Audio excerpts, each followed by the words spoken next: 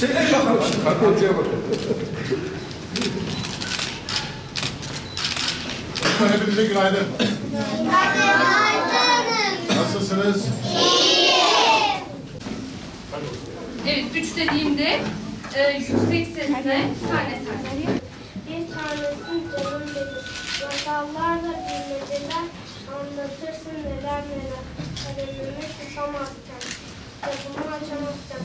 Girdi, baktım yazıyorum. Kolay gibi okuyorum. Ama çünkü çok ben çıkamadım. Bir de şuradan şu amcanı da şöyle çevirelim. Öyle çevirelim.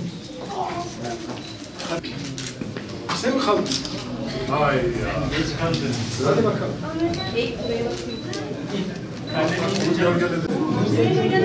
Rümeysa.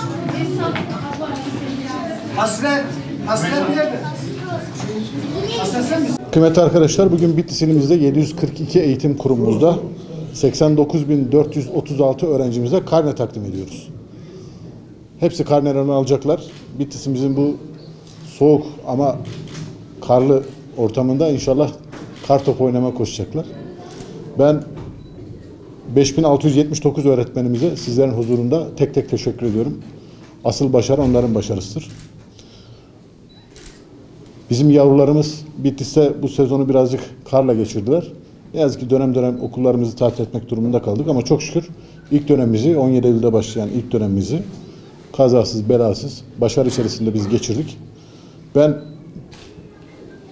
15 tatil dediğimiz sömestr tatilinde çocuklarımıza iyi tatiller diliyorum. Gelecek dönemde inşallah onlara okullarımızda böyle yine sağlık ve huzur içerisinde bekliyoruz.